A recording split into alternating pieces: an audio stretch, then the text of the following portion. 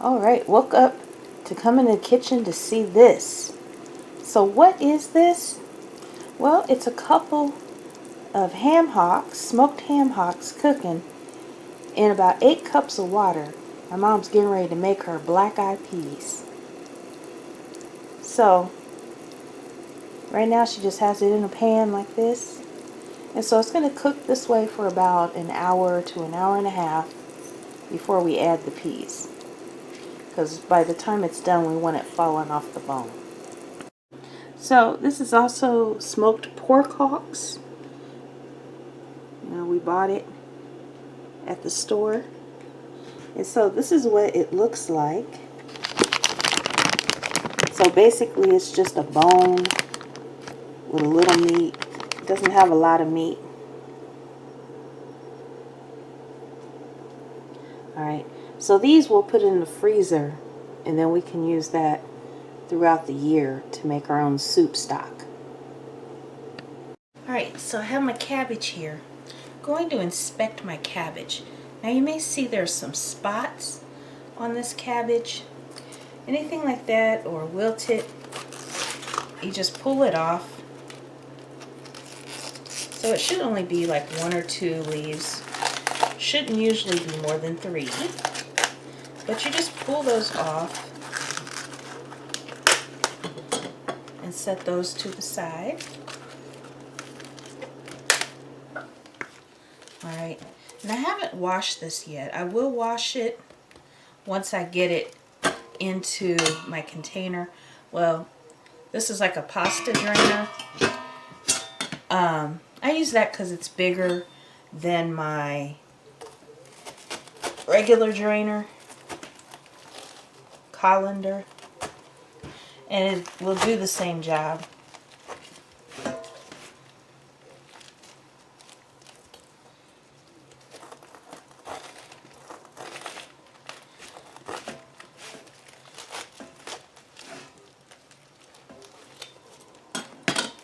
Alright, so you just work it.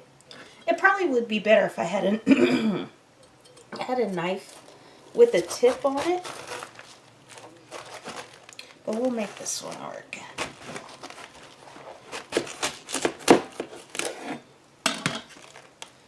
Alright. So we have our core here. So I'm going to go ahead and cut this in half and then I'll be able to remove the core.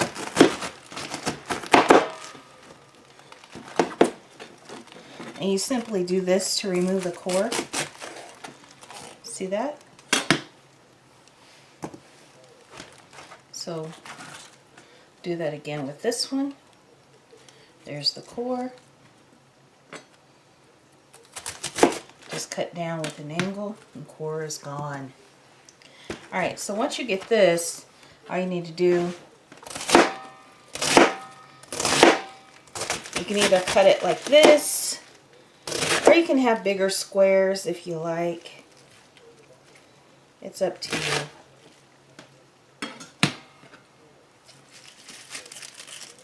So I'm going to put those in here and I'm going to wash this really good.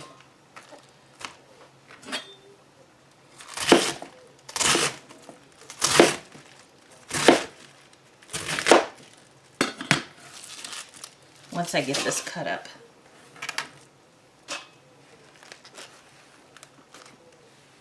Okay.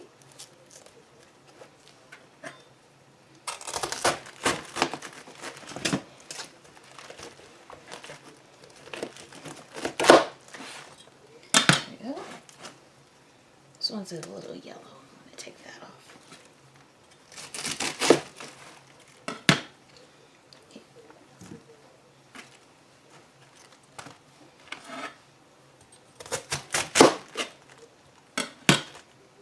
Okay. If you feel you cut too much off, you can always go back and do this. There you go. Alright.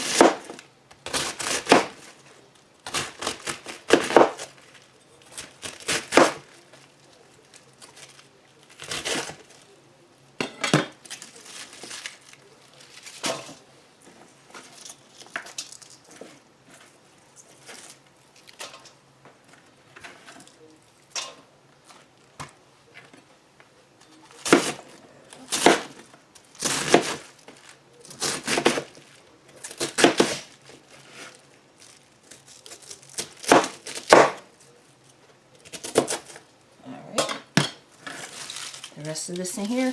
We're going to take it to the sink and wash it real good and then place it in the pot.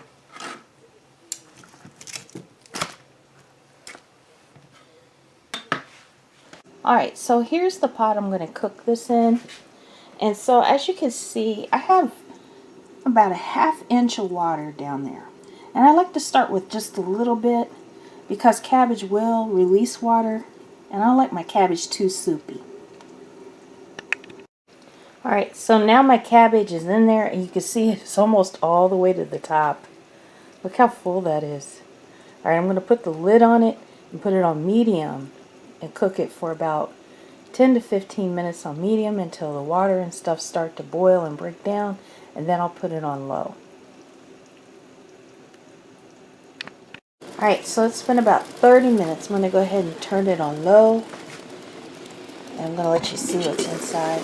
You see it's cooked down. And I can tell by the sound it needs just about a 1/2 cup of water.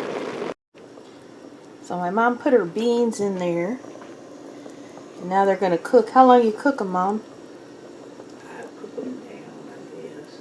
For how long? 1 hour? I don't know, maybe 2 hours? Hour, maybe 2 hour and a half. Hour and a half? And they're not beans, they're peas. Black-eyed peas? Yeah, black-eyed peas. And those are beans. No, they ain't beans. Well, what are they? Peas? They're peas. I say they're beans. No, they ain't beans. Alright, so I have a can of corned beef here. And so, I know a lot of people when they do this, they use like the corned beef from the deli. But my mom growing up used this, I guess because she grew up during World War II and fresh meat was hard to get. Alright, so this is how you do it. Oh, so I could tell by the resistance. It actually will give you the directions. I'm not sure I'm going the right way.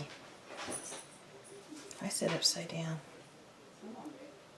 Alright, so I gotta go this way. So yeah. Alright.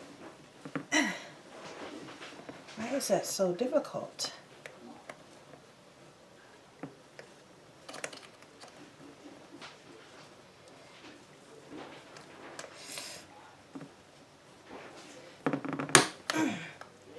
Alright, so here's how you do it. You turn it like this.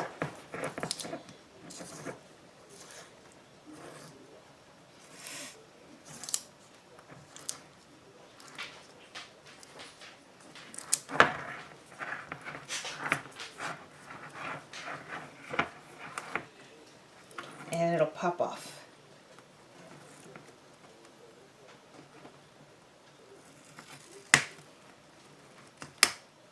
There we go. So this will come off now.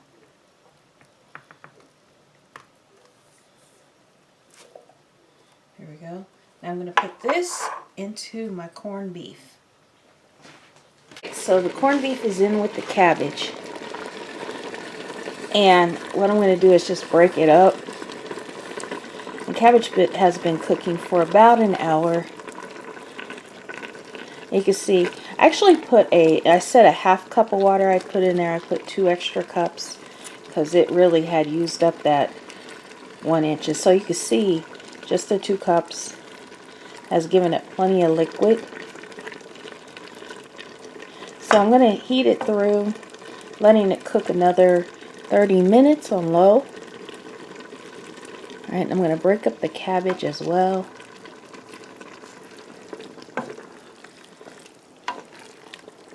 Alright, we're going to add some salt and pepper into this. Now you can add whatever seasoning you like. I'd actually prefer to add some Montreal steak seasoning to this, but it has onion powder in it. And I know the person that can't eat onions won't be able to eat this if I put onion powder in it. So just the traditional salt and pepper, as they used to do back in the day. You could also add a clove of garlic to this. It's up to you. Alright. I think that's mixed up enough.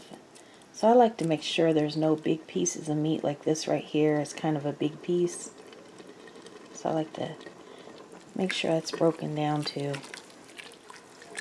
You just mix it up and the meat will break down. The cabbage is broken down. So it just needs a good 30 minutes and we'll be ready to eat. And it gives us time to make our cornbread. Alright. You gotta have cornbread.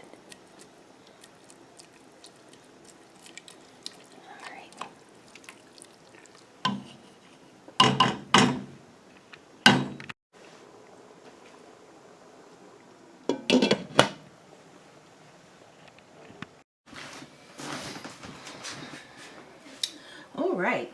So now I'm going to make my cornbread. So first thing I'm going to do is prepare my pan. You could either use shortening butter and then a little flour, or I'm just going to do a little Pam.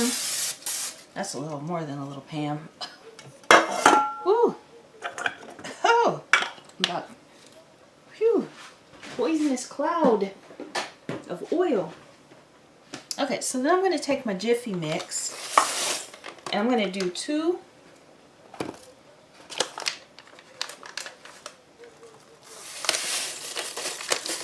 containers here. Alright, these are kind of old. But you know what, they'll still work. Stuff like this doesn't really expire. I'm going to check the date. Just in case it's like 10 years from yesterday. Okay. Okay, it's just a few months past, but it'll work. Okay. Alright. So, as long as you don't have any, like, bugs or anything in there, it'll be fine. It is a little clumpy, but I'm just gonna break the clumps up. Because things like flour, cornmeal, and stuff like that, dry goods, they don't go bad. It's actually not an expiration date. It's best if used by. And you can use by, I think recommended is like 1 year to 2 years, depending on the product.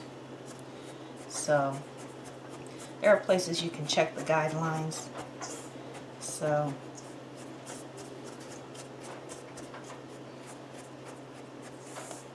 I don't know, but then they're like talking about expired pancake batter.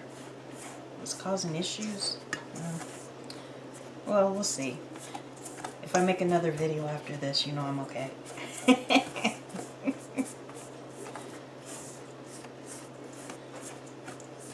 But again, as I said, it's only like a couple months expired, not like years for this product right here. Alright. So, I doubled the ingredients since I used 2 boxes. So 2/3 cup of milk and 2 eggs. I like to get all my milk out. Put this over here. Let me mix it up. So traditionally, yellow foods are eaten on New Year's to represent gold. So all the New Year food has a specific meaning. So yellow cornbread means gold. If you make it into rounds, that represents coins. Like if you were to cook it into like round Johnny cakes. Okay. So just want to make sure everything's mixed and moistened. You don't want to over mix your batter. You know, so green leafy vegetables represent money. Black-eyed peas represent luck. Fatty foods, that represents richness. So that's why you put like the ham hocks like we did with the black-eyed peas.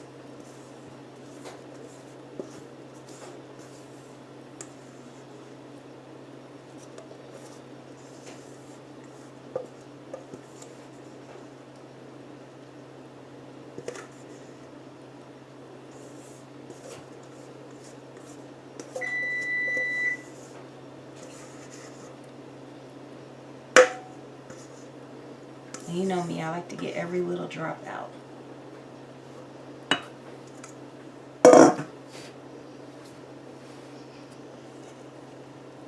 Then we go like this.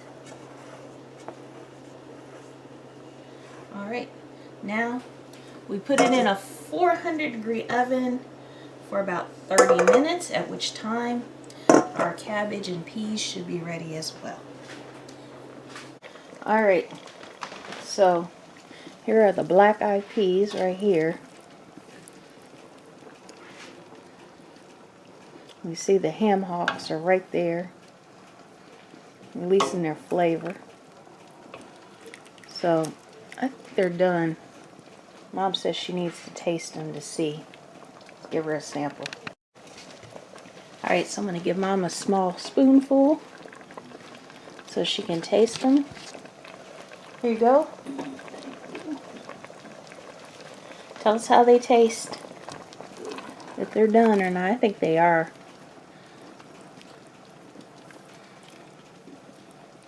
They done cooked down, you could tell. And you can cook a little more. About 2 inches. A little more? Or taste more. Okay.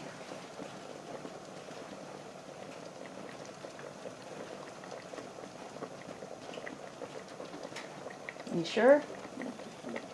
Did you add salt to them yet? No, you go ahead and add salt and pepper. How much you want? You have to taste it.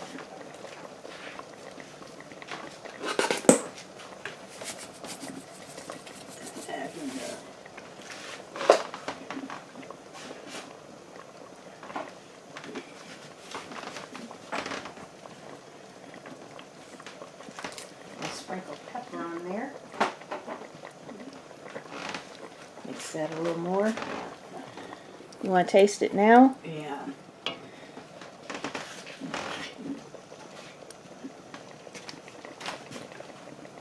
Get her another small spoonful.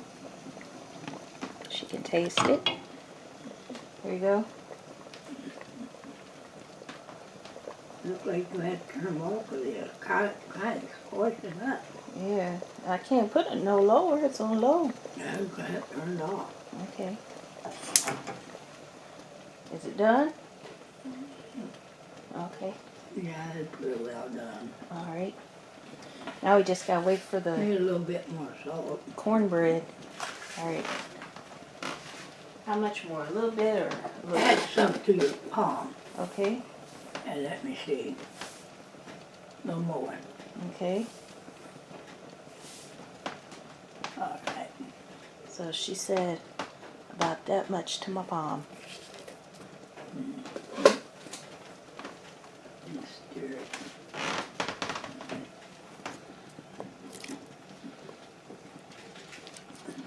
Yeah. The pork hocks, they actually give it some salt as well.